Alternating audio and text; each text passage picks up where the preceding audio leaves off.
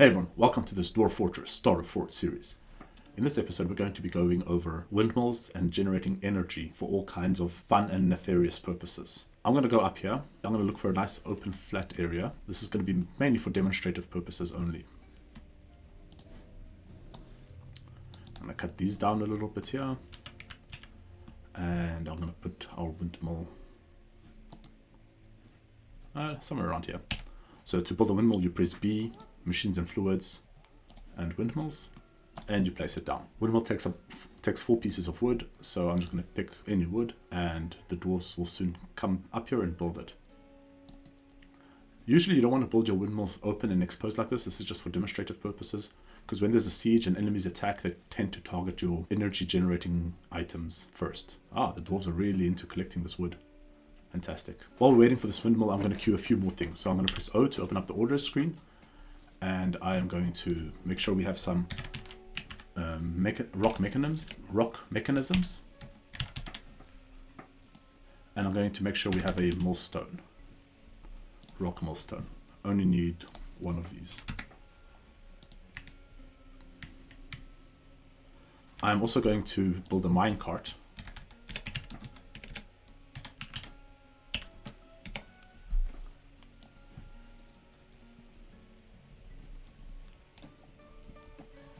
Out of wood. Here we go. Captain, the carpenter, is getting all the wood required to make our windmill.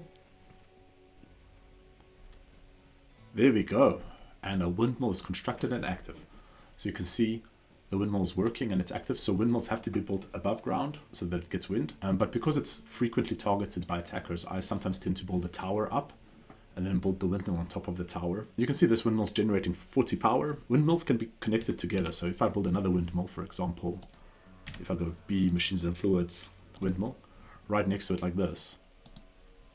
Let's also do it out of ginkgo wood. This windmill and this windmill will add their power together and in total generate 80 power. Depending on your map, your windmills might only be generating 20 power. Usually it's not a problem, you can just build a whole bunch of windmills if you want. One other thing, you can actually connect a windmill with an axle, connect windmills together with an axle. So to do that you would build a windmill like so. Let's go out of ginkgo wood again, and then you would build an axle. Axles are used to transfer power.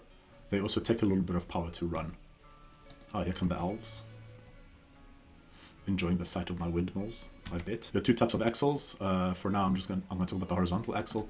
That's the one where you can transfer power from east to west and north to south. So in this instance, I want to transfer power or share power between these 2. And so I click it and select the logs. And once that's built, this windmill will also share power. So for now, you'll see the power is isolated. These ones are only 80, this is 40, but as soon as this axle's been built, the entire system in total is 120. And the axle itself uses 1 power, so it gets used up like that. If you have plenty of space, you can just connect the windmills how you like.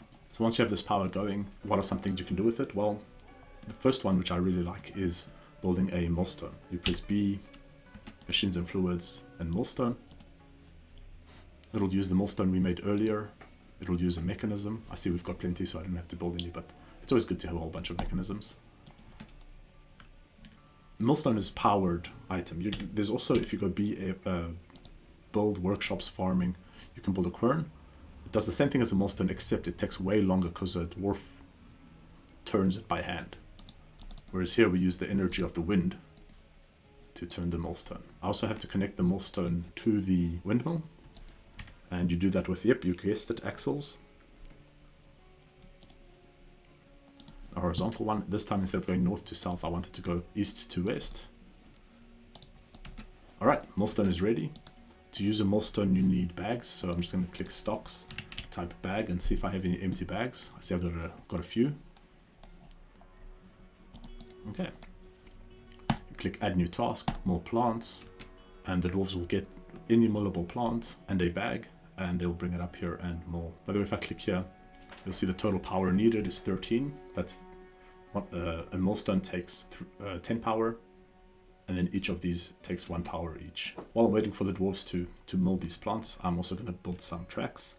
minecart tracks. I'll show one more useful usage. Oh, they cancelled it because they need empty bags. You can see that at the bottom there. Alright, that's fine. I'm going to make some more. Make some more yarn bags and some more cloth bags.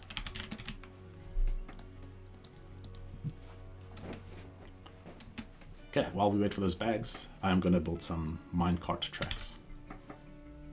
So this isn't a minecart or a track tutorial, but this is just another example of things that you can use. I'm going to say keep building after placement, and I'm going to build it, let's say 10 by something along this, something like that.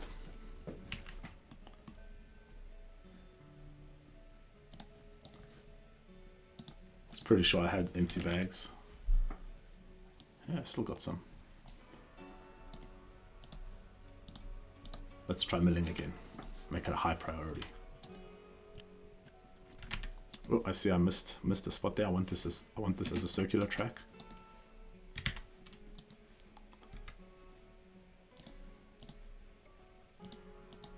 There we go.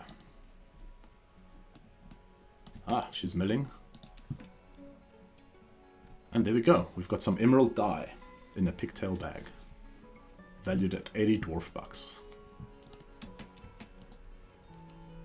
You can obviously use this to dye. The other thing that can often, I don't have any more millable plants, but you can mill wheat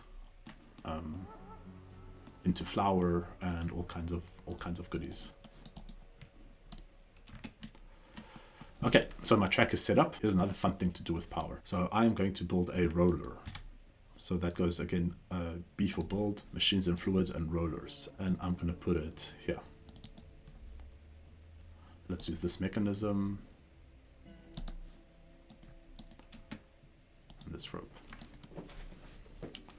While this is happening, I'm going to set up a route for this minecart. Oh, the elves leaving. Sorry, we didn't have time to trade right now. I'm going to click add new route. I'm going to name this route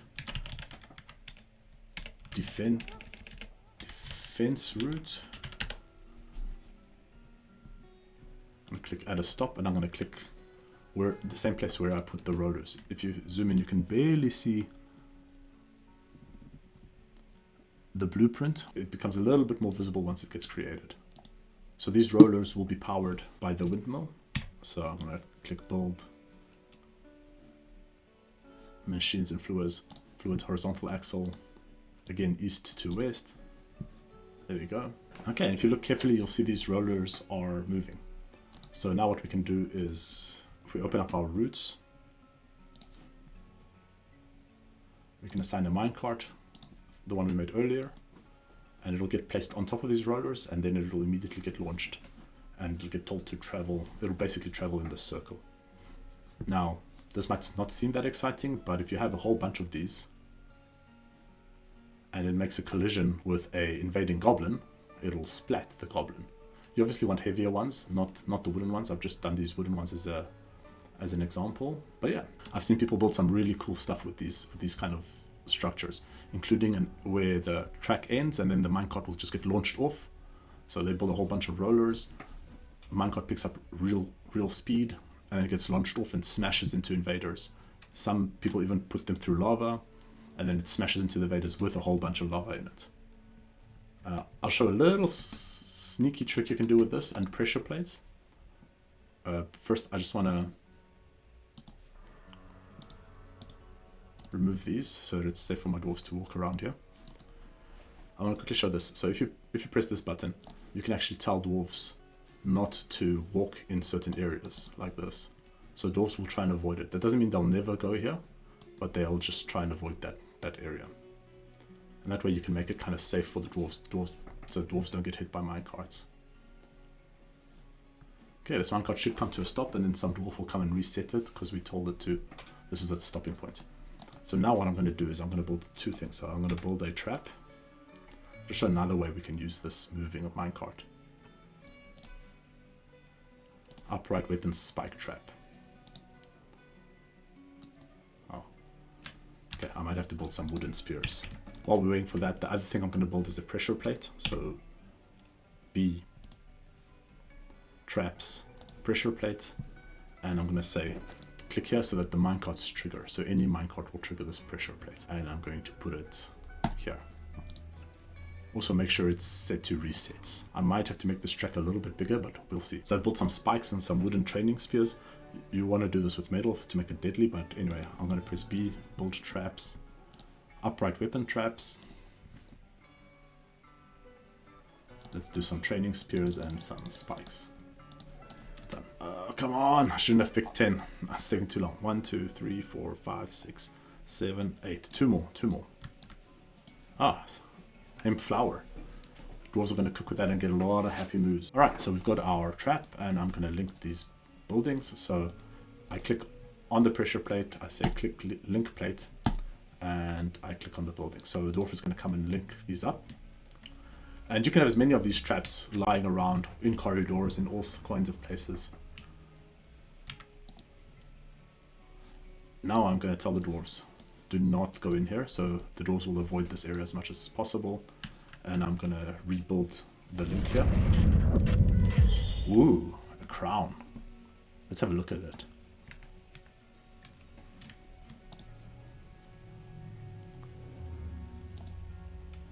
$5,000 dwarf bucks value, not bad. Okay, I'm gonna add it to here. I've got another beautiful piece of item to display. Where was I? Oh yeah. So I've basically told the dwarves to avoid this area whenever possible. You'll see they'll walk around it.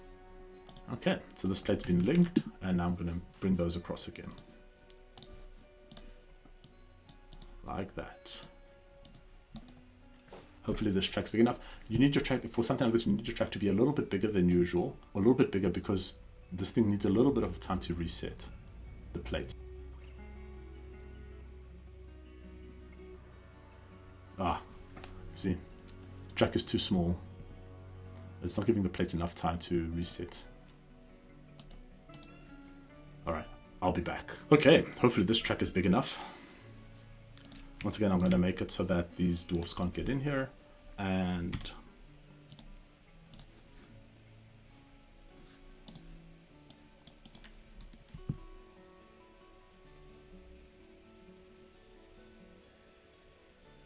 there we go.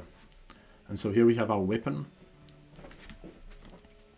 This one's not that menacing because it's made out of wood, but if you can have all kinds of pointy things in there, and any enemy that goes across it will take a massive amount of pointy damage. This is something that's nice to put in your defensive tunnel here.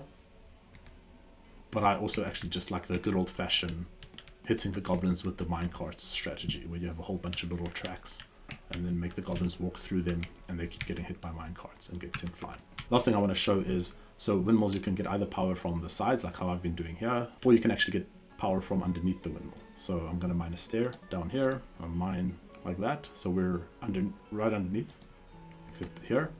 And then in this one, I'm going to dig a ramp up. Oh, we've gotten some more migrants. Watch out for this minecart track. Here I'm going to build a gear assembly.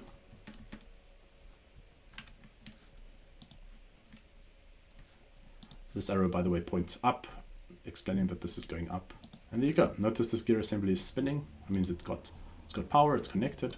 And so now you can do basically anything, the same thing. So we can build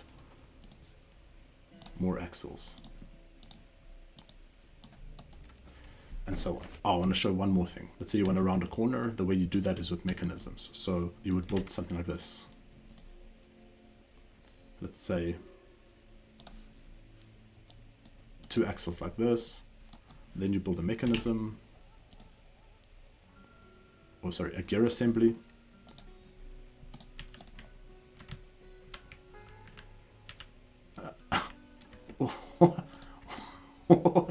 The dwarf was dodging the minecart. Okay. And so this connects nicely, and then you build some more axles, like so. And that is basically how you turn corners. And so you can go this way and that way and so on. Okay, well, I hope you really enjoyed this one. This unlocks a lot of different possibilities that you can do. A lot of fun defensive things. Yeah. Have a good one. Cheers.